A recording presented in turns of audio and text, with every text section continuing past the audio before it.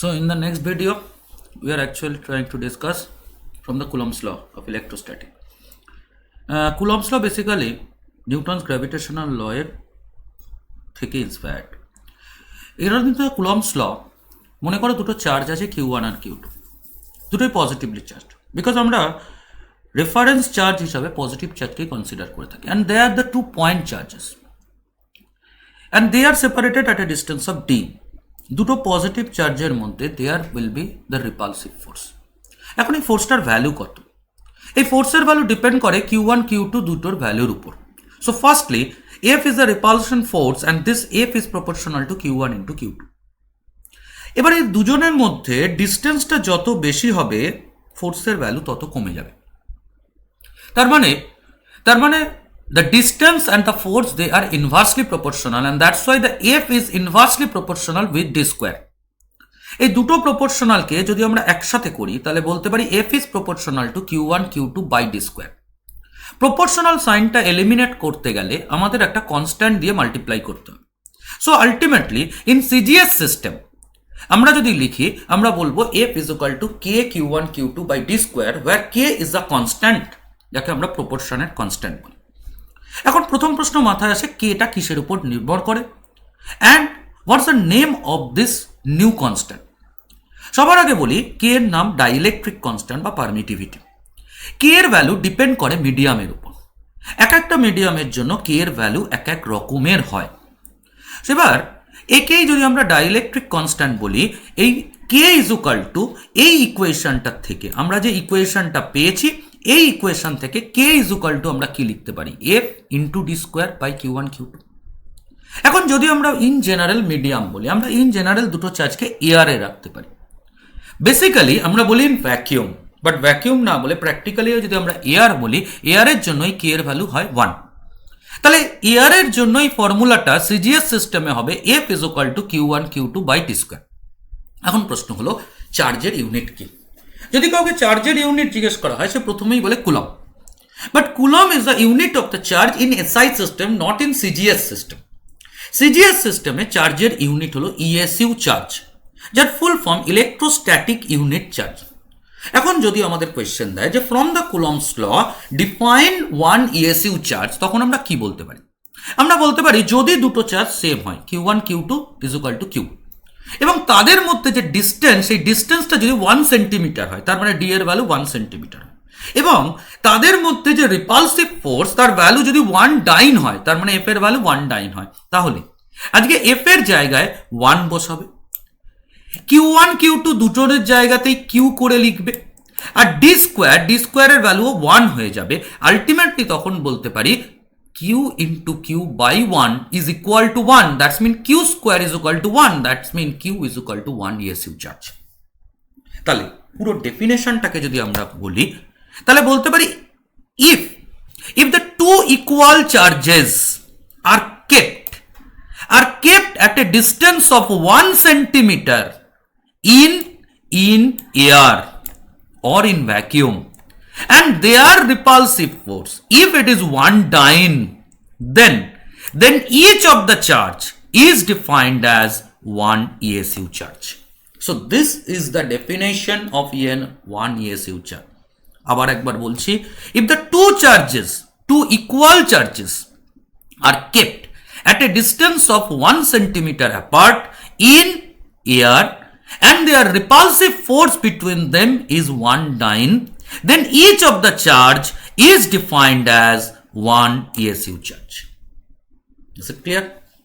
Next এবার বলছি F is equal to again K Q1 Q2 by d square, যে ফর্মুলাটা আমরা অলরেডি পেয়েছি CGS সিস্টেমে। এবার যদি আমরা SI সিস্টেমে যাই, SI সিস্টেমে এটাকে K হিসাবে লেখা হয় না। SI সিস্টেমে এটাকে বলা হয় 1/4 পাই এপসাইলন। এখন প্রশ্ন হলো এপসাইলনটা কি? কেটা CGS সিস্টেমে যেটাকে আমরা ডাইইলেকট্রিক কনস্ট্যান্ট বলেছি, SI সিস্টেমে সেটাই এপসাইলন। তার মানে এপসাইলনকে আমরা বলতে পারি it is the dielectric constant of any medium. এবার ইন জেনারেল আমরা মিডিয়ামটাকে কি ধরছি, এয়ার অর ভ্যাকিউম, তখন এই ডাইইলেকট্রিক কনস্ট্যান্টকে লেখা হয় epsilon not, and this epsilon naught is the dielectric constant of air or vacuum. তাহলে আমরা দুটো ডাইইলেকট্রিক কনস্ট্যান্ট পেলাম, একটা এপসাইলন ফর এনি মিডিয়াম, একটা এপসাইলন নট ফর এয়ার। এবার এই দুটো ডাইইলেকট্রিক কনস্ট্যান্টের যদি আমরা রেশিও বার করতে চাই, সেইটাকে আমরা বলবো কে বা এপসাইলন আর। আরটা কেন? Because this is named as relative dielectric constant. তাহলে রিলেটিভ ডাইইলেকট্রিক কনস্ট্যান্ট কি? It is the ratio of the dielectric constant of any medium to that of the vacuum. এবার যদি আমরা সিম্পল ক্রস মাল্টিপ্লাই করি, তাহলে epsilon not into K is equal two বলতে পারি epsilon itself. তাহলে আমরা লিখতে পারি epsilon is equal two K into epsilon not, or this f can be now denoted as 1/4 pi k epsilon naught। আগের বার কি লিখেছিলে দেখো, আগের বার লিখেছিলে শুধু এপসাইলন লিখেছিলে, এবারে কি লিখলে? এবারে লিখলে কে এপসাইলন নট, কারণ একটু আগে তোমরা বলেছো epsilon is equal two K epsilon not. So ultimately now this is the formula in SI system. So now যদি আমাদের কেউ বলে যে কে এর ভ্যালু কত, আবার বলছি কে এর ভ্যালু ডিপেন্ড করবে মিডিয়ামের উপর, কিন্তু এয়ারের বা ভ্যাকুয়ামের জন্য যদি কে এর ভ্যালুকে আমরা 1 বলে নিই, তাহলে এই ফর্মুলাটা হয়ে যাবে এটা, যেখানে কে এর জায়গায় 1 পুট করা হয়ে গেছে। তাহলে একটা সোজা কথা বুঝে নাও, যদি আমাকে কেউ বলে it is 1/4 pi epsilon, then this is the formula for any medium. আর যদি কেউ আমাকে বলে it is only 1/4 pi epsilon nought, then this is the formula only for air. তার মানে ফর্মুলা দেখে আমরা বুঝতে পারবো মিডিয়ামটা কি। যদি শুধু এপসাইলন লেখা থাকে তাহলে যে কোনো মিডিয়াম, আর যদি এপসাইলন নট লেখা থাকে তাহলে it is air or vacuum. এখন প্রশ্ন হলো এর ভ্যালু কত? This 1/4 pi epsilon not have a constant value, and that constant value is 9 into 10 to the power 9. এটা মনে রাখতে হবে, মুখস্থ রাখতে হবে। This 1/4 pi epsilon not is 9 into 10 to the power 9. এবার টিচার জিজ্ঞেস করছে যে চার্জের ইউনিট, বলছে 1 coulomb, because it is in SI system now. এবার 1 কুলম্ব কাকে বলে? What's the definition of 1 coulomb? আচ্ছা, যদি মনে করি দুটো ইকুয়াল চার্জ আছে and they are now separated at a distance of 1 meter, তাহলে দুটো equal charge Q1 Q2 is equal to Q, they are now separated at a distance of 1 meter in air, and if their repulsive force is 9 into 10 to the power 9 Newton, তাহলে কি হলো?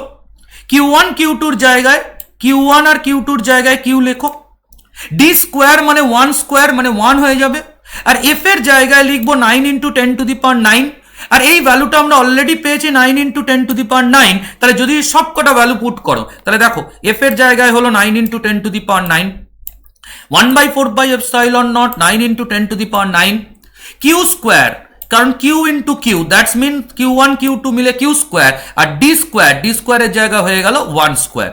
তাহলে এখান থেকে বলতে পারি যে এটা আর এটা ক্যান্সেল হবে দু সাইড থেকে, আলটিমেটলি Q স্কোয়ারের ভ্যালু হয়ে যাবে 1 and Q is now 1 coulomb.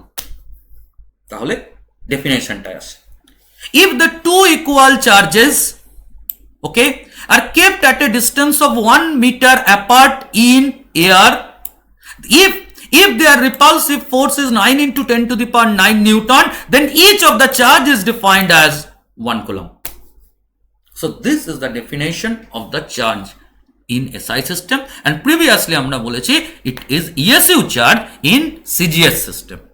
এবার অবশ্যই এবার যেটা হয় শর্ট কোয়েশ্চেন দেয় যে কুলম্ব আর ESU এদের মধ্যে রিলেশন কি? 1 coulomb is 3 into 10 to the power 9 ESU charge. That is the relation between the coulomb and ESU charge. Apart from ESU charge, আরেকটা ইউনিট অফ চার্জ আছে, that is EMU charge, and 1 EMU charge is ultimately 10 coulomb. তাহলে যদি এবার কেউ আমাকে বলে EMU charge আর ESU চার্জের মধ্যে রিলেশন কি, it's very simple. I think 1 EMU charge is equal two, এখানে 10 টু দি পাওয়ার যেটা 9 ছিল, আজকে 10 টু দি পাওয়ার 9 এর সাথে ইনটু 10 হয়ে গেলে 10 to the power 10 ESU charge. So this is the preliminary discussion about the Coulomb's law. এবার যদি কেউ বলে ফোর্স কি, obvious force is a vector. তাহলে যদি ফোর্স একটা ভেক্টর হয় নিশ্চয়ই তার ডিরেকশন আছে। তার আগে আমরা যে কথাটা বলছি সেটা হলো এপসাইলনের ডাইমেনশন আছে। আমরা যদি এপসাইলনের ডাইমেনশন বের করার চেষ্টা করি, epsilon can be written as like this, because F is equal to 1/4 pi epsilon Q1 Q2 by D square. So now epsilon can be written as this. And now what is Q1, Q2? I think Q1, Q2 is the charge. এবার কেউ যদি বলে charge কি, charge is the flow of current, তাহলে Q is equal two আমরা IT বলতে পারি, যেখানে আইটা কারেন্ট আর টিটা টাইম। আমরা আরেকটা কোয়ান্টিটি পাচ্ছি ফোর্স। ফোর্স মানে কি? ফোর্স মানে F, F is equal to M A, যেখানে এমটা মাস, এটা অ্যাক্সেলারেশন। তাহলে এর নেক্সট লাইন আমরা যদি এখানে Q1, Q2 এর জায়গায় আইটি লিখি তার স্কোয়ার, তাহলে আই স্কোয়ার টি স্কোয়ার। আজকে এফ এর জায়গায় আমরা লিখতে পারি এম এ। এবার যদি আমাকে কেউ বলে যে আমাদের কাছে ডাইমেনশনে যদি আসি, তাহলে আই স্কোয়ারের ডাইমেনশন বলতে পারি এ স্কোয়ার, টি স্কোয়ারের ডাইমেনশন বলতে পারি capital T square, 4 pi it's a constant which have no dimension, D square মানে দুটো লেন্থ, তার মানে বলতে পারি it is L square, M এর dimension capital M, and acceleration A যার ডাইমেনশন এল টি টু দি পাওয়ার -2। এবার যদি আমরা মাল্টিপ্লাই করি, ডিভাইড করি, করে আমরা বলতে পারি it's ultimately A square T two the power 4 L two the power -3 and m to the power -1. So this is the dimension of epsilon. This is a very good question of 2 marks. Next, যদি আমাদের কেউ বলে vector form of Coulomb's law লিখতে, because একটু আগেই আমি যে কথাটা বলছিলাম ফোর্স ইজ আ ভেক্টর, তাহলে ভেক্টর ফর্ম লিখতে গেলে কি করতে হবে? অবশ্যই ভ্যালুটার ফর্মুলাটা সেম থাকবে, কিন্তু যদি এফ এর মাথায় অ্যারো দেওয়া হয় তাহলে এদিকে আর এর মাথাতে অ্যারো দিতে হবে, because the force is directed along the line joining the two charge. আজকে যে ডিস্টেন্সটা ডি বা আর বলছো, সে আর এর ডিস্টেন্সে বা আর এর সেম ডিরেকশনে যদি ফোর্সটা কাজ করে, তাহলে এফ ভেক্টরের direction should be in the same direction of R, কিন্তু as the R is at the denominator, আমরা আর এর মাথায় নিচে অ্যারো দিতে পারলাম না, তাই ওপরে লিখলাম আর ক্যাপ। এবার অবভিয়াস আর ক্যাপ কি? আর ক্যাপ হলো unit vector of R vector. এবার ক্লাস 11 এর প্রথমে ভেক্টর চ্যাপ্টারে আমরা পড়েছি ইউনিট ভেক্টর মানে হলো যে কোনো একটা vector divided by its value. তাহলে কেউ যদি জিজ্ঞেস করে আর ভেক্টরের ভ্যালু কত, বলবো আর। তাহলে আর ভেক্টরের ইউনিট ভেক্টর আর ক্যাপকে লিখতে পারবো R vector divided by R. So this is a vector by its value.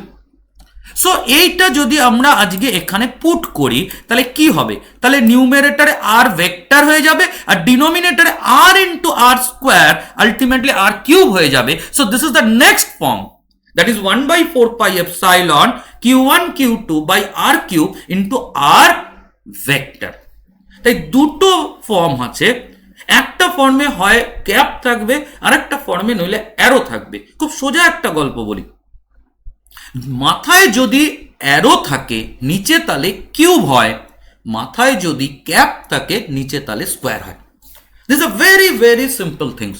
তাই vector form of Coulomb's law দুটো, either it is by R square that will be with R cap, or it will be by r cube that will be with r vector. Now we are moving the value of k of different medium. আমরা already বলে দিয়েছি ভ্যাকুয়ামের জন্য k এর value কত 1, কিন্তু অন্য যদি কোনো মিডিয়াম বলি তাহলে k এর ভ্যালু কি হতে পারে? এয়ার এর জন্য it's near about 1.006 and that is near about 1। ওই জন্য ভ্যাকুয়াম আর এয়ার দুটোর ক্ষেত্রে আমরা 1 ধরে নিচ্ছি। যদি বলি ভ্যাকুয়ামের তাহলে এটা কমপ্লিট 1, যদি এটা ওয়াটারের জন্য হয় তাহলে এটা 1.00026, যদি এটা মাইকের জন্য হয় it is the more value of k, it is near about 3 to 6, and if it is the metal the value of k is considered as infinity. Now we are moving our next part, the dielectric. এই যে কথাটা আমরা বললাম কে এর নাম dielectric constant. এই dielectric মানে যে কোনো একটা অবজেক্ট তার যদি দুটো এন্ডে একটা পজিটিভ আর নেগেটিভ চার্জ থাকে then they are consider as the dielectric. তাহলে আমরা বলতে পারি ডাইইলেকট্রিক কিন্তু আসলে একটা insulator, because the charge can be stored only inside of the insulator. কন্ডাক্টরের মধ্যে তুমি চার্জ স্টোর করতে পারবে না। And this dielectric is two types. First is the polar dielectrics and next is the non-polar dielectric. If the two charge at the two end, then that is the polar, and rest of that it's non-polar dielectric. Next we are moving with the dielectric strength. আমাদের কাছে বলছে the maximum value of dielectric field can be applied to the dielectric without its electric breakdown is called the dielectric strength. যতক্ষণ না পর্যন্ত তারা dissociate হয়ে যাচ্ছে ততক্ষণ পর্যন্ত আমরা যে ইলেকট্রিক ফিল্ডটা অ্যাপ্লাই করতে পারি তাকেই আমরা বলছি ডাইইলেকট্রিক স্ট্রেংথ। তার মানে যে মিডিয়ামে ডাইলেকট্রিক স্ট্রেংথ যত বেশি হবে সেই মিডিয়ামে ইলেকট্রিক ফিল্ডের ফোর্সের ভ্যালুও তত বাড়বে। Next the difference between the electrostatic force and the gravitational force। আমরা কুলম্বস ল পড়তে গিয়ে একটা জিনিস লক্ষ্য করে দেখলাম, কি দেখলাম, যে Coulomb's law and the Newton's gravitational law এর মধ্যে একটা হিউজ সিমিলারিটি আছে। শুধু গ্র্যাভিটেশনাল লতে যেটা মাস ছিল, কুলম্বস লয়ে সেটাই চার্জ হলো।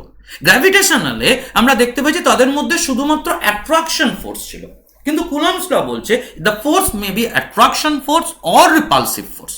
So what's the basic difference between these two? First, electrostatic force is much stronger, where the gravitational force is much weaker than the electrostatic force. Next, it can be attractive or repulsive, whereas the gravitational force is only attractive.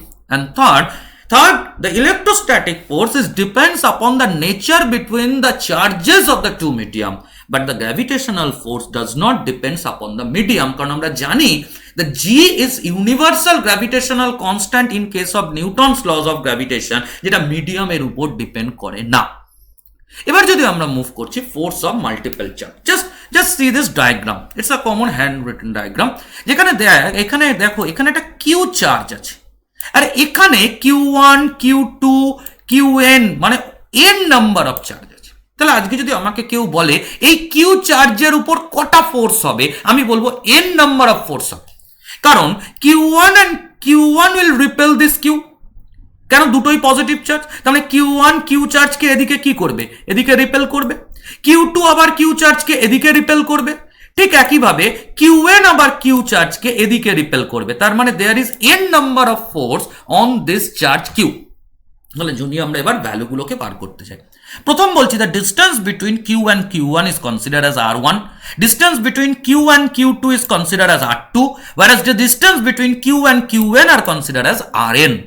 তাহলে আমরা যদি প্রথম বলি Q1 আর এই Q এর মধ্যে force কত বলতে পারি F1, and this is the formula of F1, 1/4 pi epsilon Q into Q1, কারণ একটা চার্জ Q একটা Q1, ডিস্টেন্স তাদের মধ্যে R1, তাই R1 স্কোয়ার আর ওখানে R1 ক্যাপ। এটাই যদি বলি Q2 আর Q এর মধ্যে ফোর্স কি হবে, তখন দুটো চার্জ কি একটা Q একটা Q2, তাদের মধ্যে ডিস্টেন্সটা তখন R1 নয়, এটা R2, তখন ফোর্স কি হয়ে যাবে, ফোর্সটা হবে F2। তাহলে F2 is equal to 1/4 pi epsilon Q into Q2 by R2 square. এরকম করে যদি আমরা এগোতে থাকি, লাস্ট ফোর্সটা কত হবে, লাস্ট ফোর্সটা হবে Fn, and that is in between Qn and this Q, and this distance is Rn, so this is ultimately the Fn। তাহলে কটা ফোর্স পাওয়া গেল, n খানা ফোর্স। এবারে n খানা ফোর্সকে টোটাল করলেই আমরা টোটাল ফোর্স অন Q পাবো না, because force is not a scalar.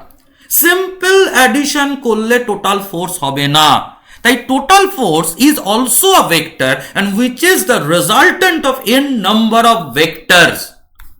তাই যতগুলো ফোর্স পাবো তাদের ভেক্টর অ্যাডিশন করে আমরা রেজাল্টেন্ট ফোর্স বার করতে পারবো, and this is the basic concept